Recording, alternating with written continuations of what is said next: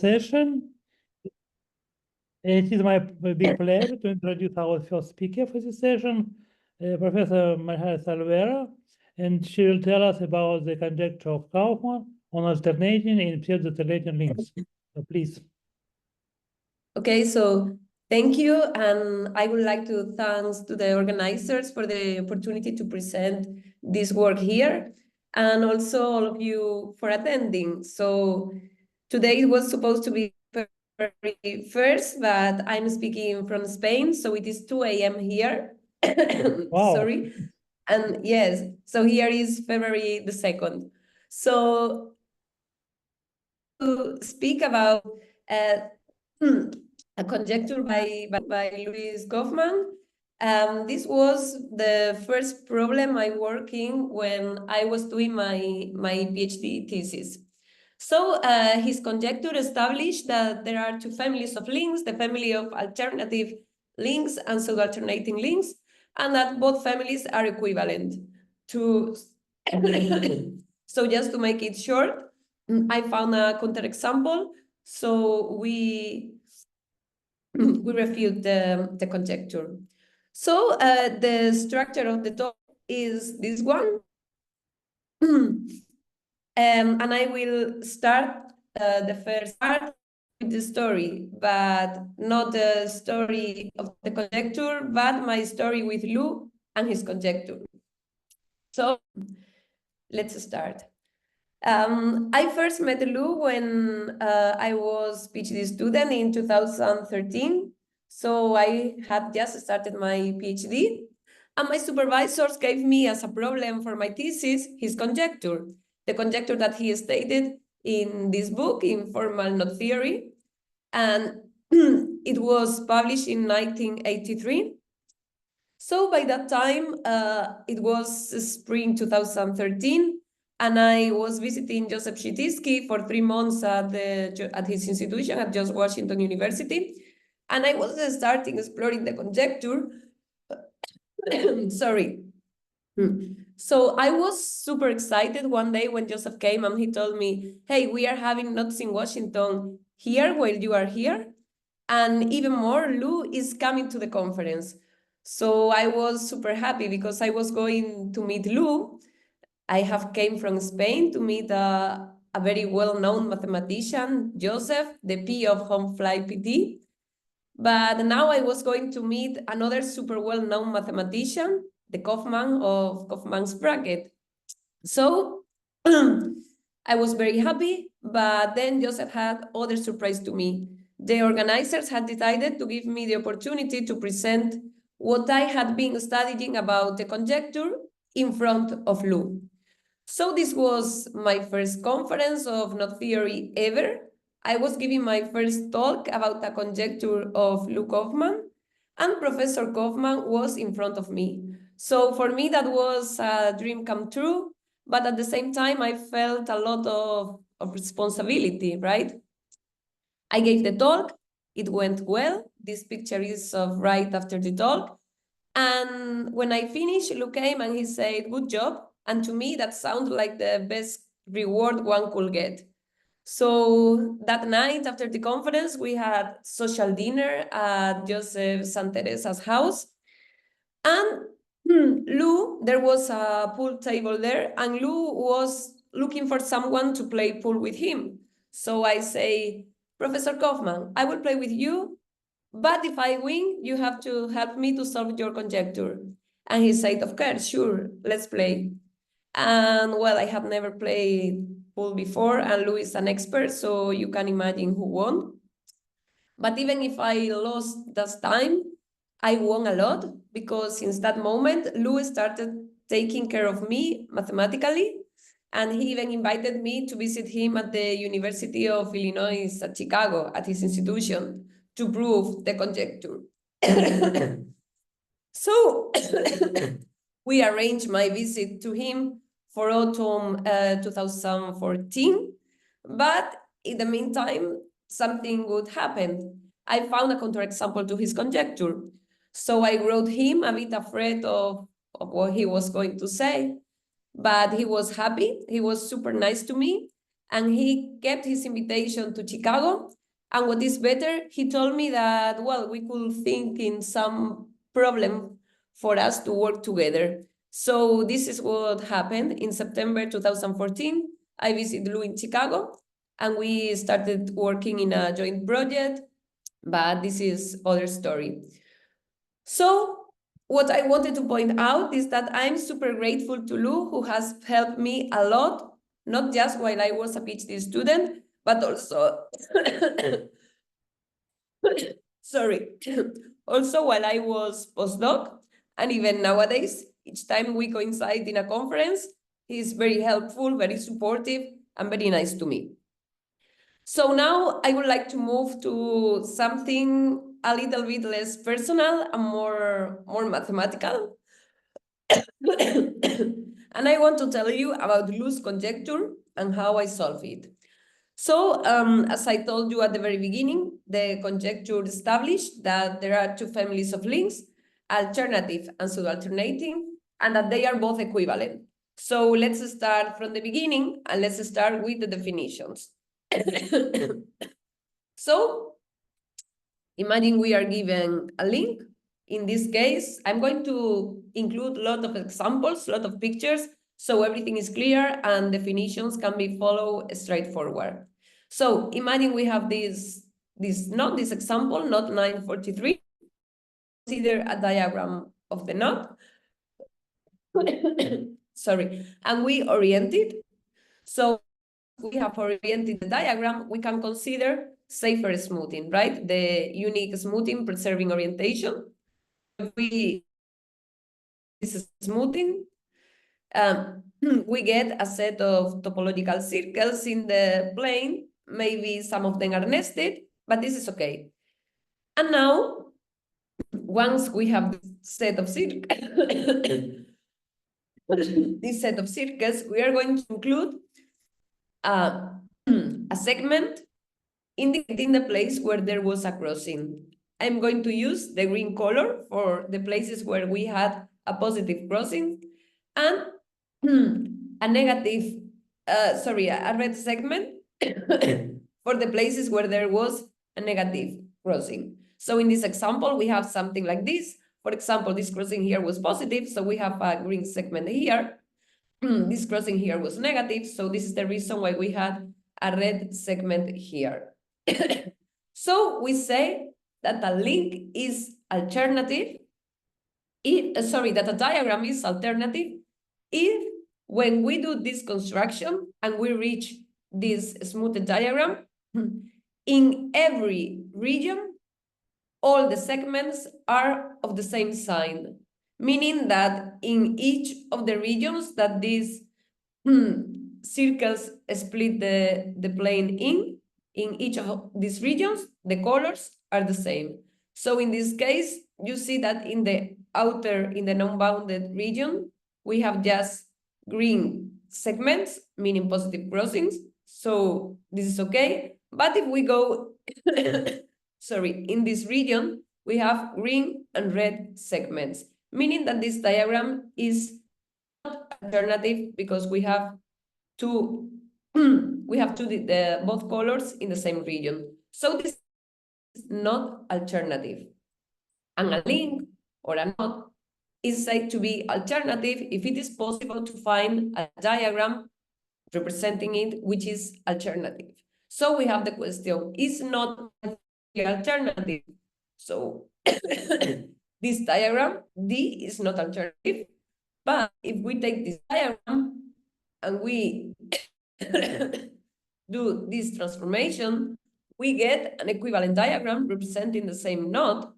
And now if we do the construction, we get this configuration of circles. And now if we add the segments, we have something like that. So we can from the picture that we have the unbounded regions where all, sorry, where the segments are green. Then we have this intermediate region where the segments are green. And then we have the inner region where the segments are red. So this diagram is alternative, and as a result, knot 943 is alternative. So this is definition of alternative links. This was introduced by Lu in the book where Conjecture, formal knot theory. And this family includes, of course, positive and negative links, but also alternating links. So these are alternative links. Now we're going to talk about other family of links, which are homogeneous links.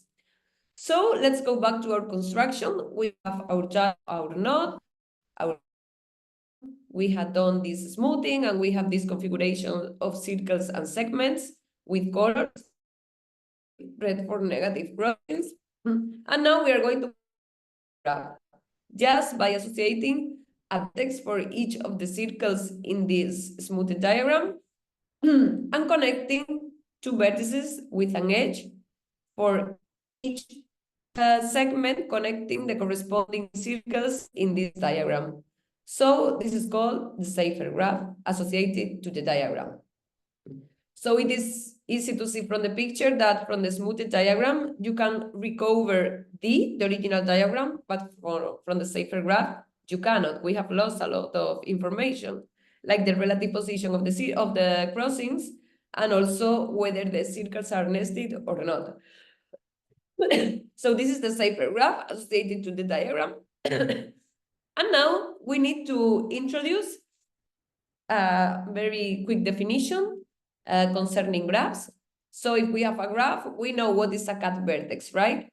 A cut vertex is just a vertex such that if you remove it, you increase the number of connected components of the graph. So in this example, V is not a cut vertex because if you remove it, you still have one component, but W is a cut vertex because if you remove it, you get two connected components. So a block of a graph is is a maximal subgraph of G such that a block of a graph is a maximal subgraph of the graph not containing cut vertices, right? So the idea is, okay, we have this graph G, you find the cut vertices, which are the ones in orange, and now you cut the graph in the place where you have cut vertices. And these are the blocks associated to this graph, right? So once we know what are the blocks of a given graph, we can say what is a homogeneous Seifert graph. If this is a Seifert graph, we say that it is homogeneous if all edges in each block has the same sign, meaning that in each block, all the edges are either red or green.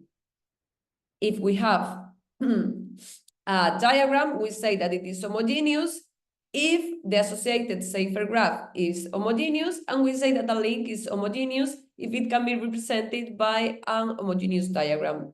So if we go back to our example, is this not homogeneous? Yes, because we have here our Seifert graph. So it has 3 blocks, 2 of them are green, the other one is red. So this is an homogeneous diagram, and therefore knot 943 is homogeneous. So this family was introduced by Peter Cromwell in 1989, and it is clear from the definition that alternative links are homogeneous.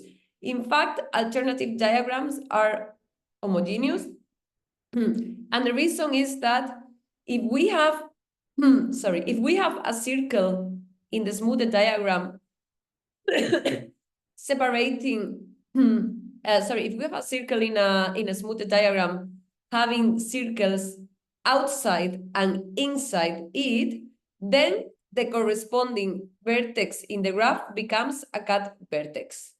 Okay, this means that since in alternative diagrams the red and green segments are in different regions, the circles which may be adjacent to red and green edges are always going to become cut vertices in the graph. So alternative diagrams are homogeneous diagrams, and therefore alternative links are homogeneous, right? So these are the 2 first families I wanted to tell you about. The fourth family is the family of pseudoalternating links, which were introduced by Meilan and Murasugi in 1976.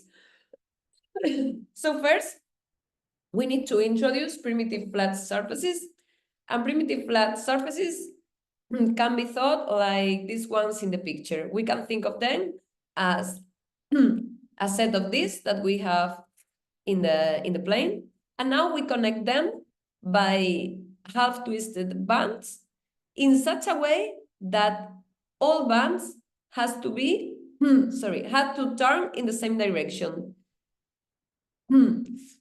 So these are three examples of primitive flat surfaces. The resulting surface must be oriented. So in this example, you can see that the blue bands turn to the same side, the same with the pink bands here, and the same with the yellow bands here. They all have to be turned in the same direction. So if we have two primitive flat surfaces, we can choose a disk, then perform installing plumbing to get a surface like the one we have here. Well, the only condition we need to take care is that bands cannot overlap, as usual in installing plumbing. So the surface we obtain by doing this, this plumbing is called generalized flat surface.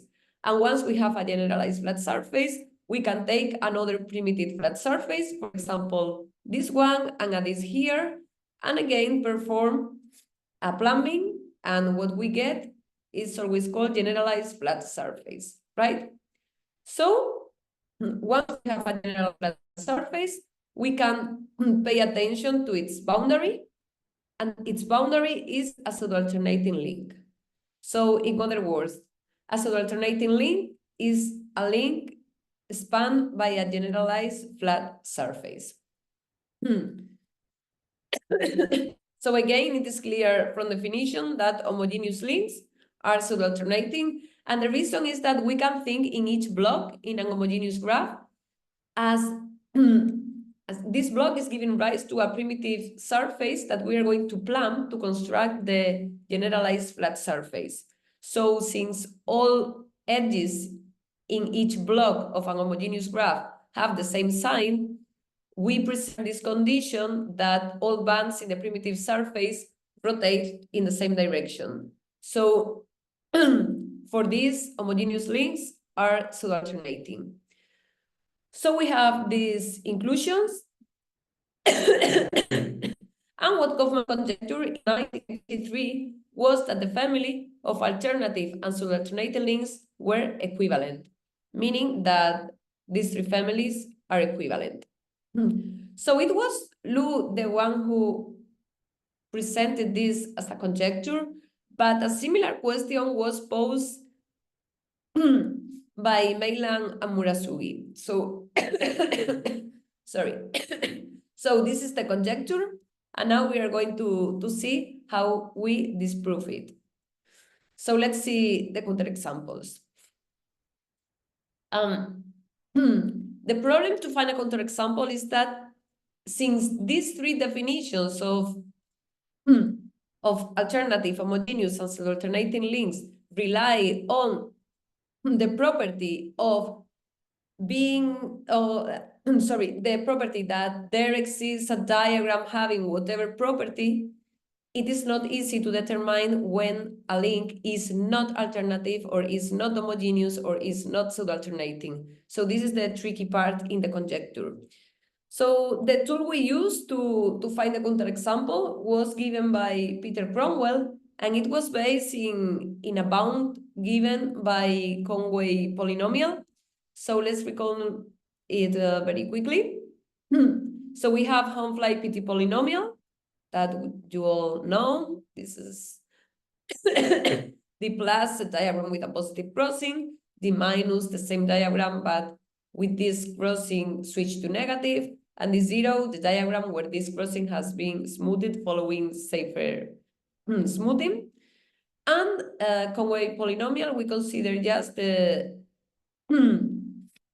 when we substitute v by 1, so we have Conway polynomial, and Cromwell proved that if a link is homogeneous and the leading coefficient of its Conway polynomial is plus or minus 1, then the crossing number of the link is bounded below by twice, sorry, is bounded, is smaller or equal than twice the maximal degree of the Conway polynomial of the link.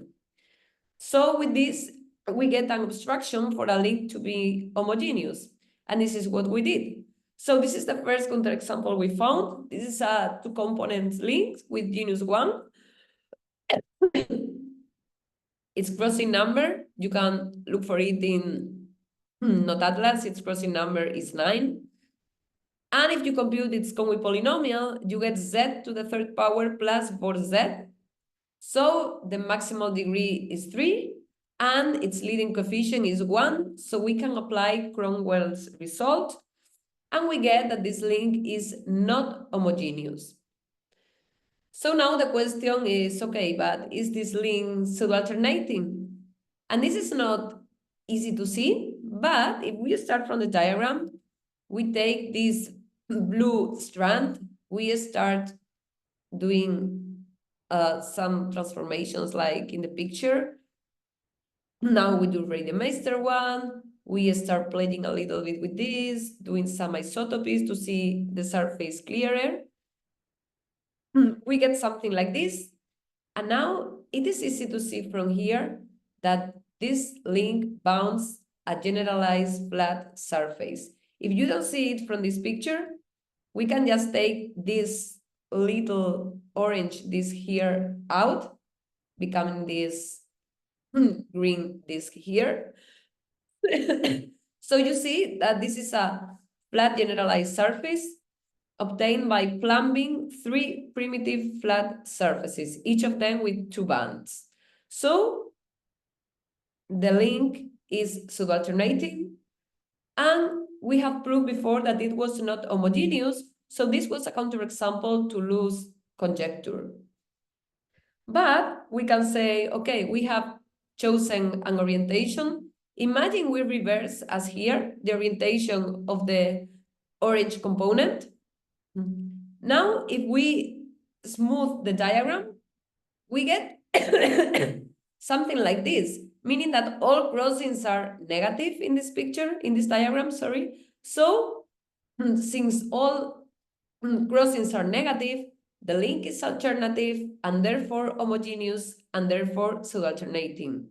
So a natural question is, okay, can we find a link which is a counterexample with all possible orientations? And the answer was yes. We found this node 10145 from Rosen's table. Its crossing number is 10. This is its Conway polynomial. Maximal degree is 4, and the leading coefficient is 1. So again, we can apply Cromwell's result, and we get that this node is not homogeneous. And again, is it pseudo-alternating? So if you trust me, we can transform this diagram into this one. They are equivalent. And from here, it is very easy to see that this is, again, a generalized flat surface obtained by plumbing 3 primitive flat surfaces, 2 of them with 2 bands and 1 of them with 3 bands. And this knot is pseudo-alternating. And now, since it is a knot, if we change the orientation, we just change the orientation of the surface, but again, we get a knot that is not homogeneous, but it's pseudo-alternating. So the answer to our previous question is yes. There are counterexamples to, to loose conjecture that are counterexamples with all possible orientations. So this was how we refute the conjecture, but we could prove that if we restrict to the family of knots of genus 1, then the conjecture is true, and being alternative, homogeneous, and pseudo-alternating were equivalent conditions. So let's start. Let's start this section. Sorry. So we know what is the genus of the link. So if a link is pseudo-alternating, then its genus equals to the genus of the generalized the generalized flat, the generalized flat surface spanning it. So for example, imagine we have this surface spanning the pseudoalternating link L. This is the surface. So if we want to compute this genus, well, we just count the number of boundary components, the number of this, of the surface, the number of bands. This surface has 6 disks and 12 bands, so its Euler characteristic is -6. So just by using the formula we all know, we get that the genus of this surface is 3, and therefore the genus of L, of the associated pseudoalternating link, is also 3. So now, if we want to restrict to the family of knots of genus 1, which are pseudoalternating, we know that any general flat surface spanning the knot should have this property: the number of bands minus the number of disks of the surface has to be 1. So we have two options. Either the surface is a primitive surface, like this one, or we have a generalized flat surface obtained by plumbing two primitive surfaces, where these two surfaces has the same number of disks and bands, meaning that they are both cycles. So something like this. So in the first case, if we are in the case where the spanning surface is a primitive surface, since the surface is primitive, all bands are twisted in the same direction, and therefore the link is either positive or negative, so it is alternative. So good. And in the other case, if we have two cycles, if our surface is the plumbing of two primitive flat surfaces which are cycles, like here, we have two surfaces. So in this one, in S1, the bands might be twisted in a positive or negative direction. We don't mind. Let's assume it is in the positive direction. And then in the other one, the bands might be twisted in the other direction. But this is not a problem, because we can consider this isotopy, and we can consider the surface as it is here. And now if we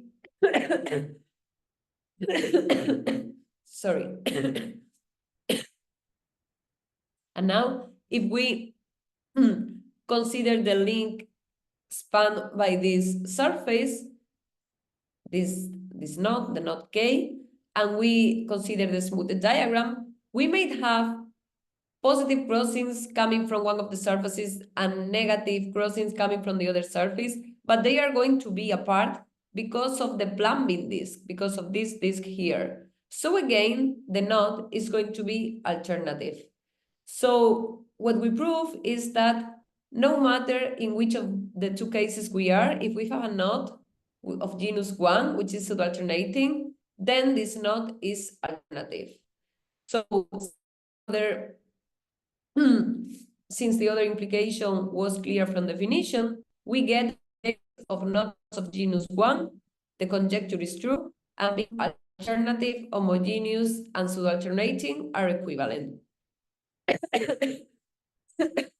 And now, just as a last thing, with these techniques, we were able to find another proof of a result that was well known. It was first proved by Pedro González Manchón, and it is the classification of homogeneous knots of genus 1. So remember, we have two options. In the first one, we have a primitive flat surface, as in the picture. So in this case, what we have is a pretzel knot with 3 columns, indexed by A, B, and C. And these 3 numbers, A, B, and C, the number of twists in the first, second, and third column, must be odd because the surface must be oriented. And they should have equal sign because all bands are twisted in the same direction. So this was the first option. And the second option was when we had this generalized flat surface, which was the plumbing of two primitive flat surfaces. And in this case, we get pretzel, we get a pretzel knot with an odd number of columns. The first one, we have an even number of crossings, again, because the surface must be orientable. And in the other columns, we have either +1 or -1. So we got a complete classification of the homogeneous knots of genus 1. And I'm sorry because I have been coughing a lot. So thank you for attending the talk. And thank you also to Lou, and well, happy birthday to him. That was all I wanted to tell you. Thank you. Yeah, thank you very much. So let us thank for beautiful talk. And now first we stop recording and we go to the questions. So we have